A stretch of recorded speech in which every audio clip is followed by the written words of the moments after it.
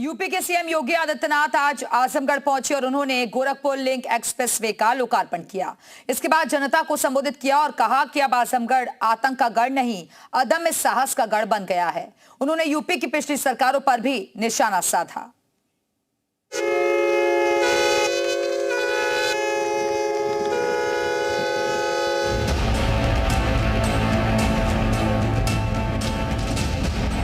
सुरक्षा पर जिसने सेंध लगाने का कार्य किया तो उसके लिए यमराज का टिकट भी उसे उपलब्ध करवाया जा रहा है। गोरखपुर लिंक एक्सप्रेसवे का उद्घाटन करते ही यूपी के सीएम योगी आदित्यनाथ ने यूपी की बेटियों और व्यापारियों पर बुरी नजर डालने वालों को अल्टीमेटम दे डाला।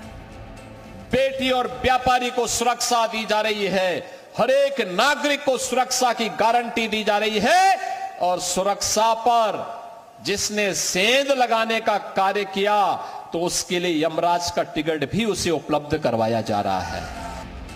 योगी ने सिर्फ अपराधियों को चेतावनी नहीं दी, यूपी की पिछली सरकार पर सटीक निशाना साधा। जाहिर है योगी के निशाने पर सिर्फ बबुआ नहीं, बुआ भी थी। वे विकास नहीं करते थे, वे तो मुंबई की डी कंपनी को पालते थे, डी कंपनी को, दाऊद गिरोह को पालते थे, पार्टनरशिप करते थे, उनके साथ मिलकर के बंदर बांट करते थे, सुरक्षा में सेंध लगाते थे। आजमगढ़ की जनता को योगी बता रहे थे, आपका शहर अब 2 एक्सप्रेसवे से जुड़ चुका है, एक पूर्वांचल एक्सप्रेसवे और दूसरा गोरखपुर लिंक एक्सप्रेसवे। आपको मैं सबसे पहले इस एक्सप्रेसवे की खासियत बताऊं तो ये एक्सप्रेसवे 6 लेन का है। आप तस्वीरों में देखिए तो ये जो पूरा एक्सप्रेसवे बना है ये 3 लेन इस तरफ है और इसके बाद बाकी की जो लेन है वो रोड के उस तरफ है।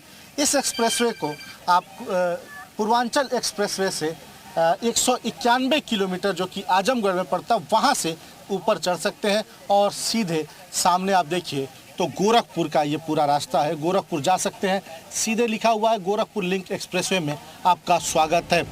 एक तरफ आजमगढ़ की धरती को विकास की रफ्तार देने के बाद योगी आदित्यनाथ पिछली सरकारों की नाकामी गिना रहे थे, तो दूसरी ओर समाजवादी पार्टी के अध्यक्ष अखिलेश यादव अपने समर्थकों को ये समझाने में जुटे थे कि बीजेपी शिक्षा विरोधी है।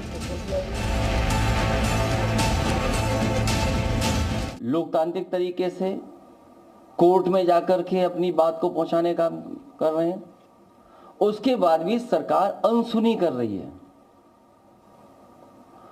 और लगता तो ऐसा है कि सरकार शिक्षक की तरफ जब देखना चाहती है तो पता नहीं क्या है कि अंधी हो जाती है सरकार, बहरी हो जाती है सरकार। इसलिए मैं कहना चाहता हूं कि शिक्षकों और बच्चों के अभिभावकों को जितनी जल्दी ये बात समझ आ जाएगी कि भाजपा सरकार शिक्षक और शिक्षा के खिलाफ है और भाजपा की वजह से परिवार वालों के बच्चों का भविष्य अंधकार में है, उतनी ही जल्दी परिवर्तन के लिए जमीन बननी तैयार हो जाएगी। उत्तर प्रदेश की सियासी लड़ाई बेहद दिलचस्प होती जा रही है। बीजेपी और समाजवादी पार्टी के बीच जब भी सियासी वार पलटवार दिखता है, इसमें सुरक्षा और विकास का जिक्र जरूर होता है। ब्यूरो रिपोर्ट, जी मीडिया।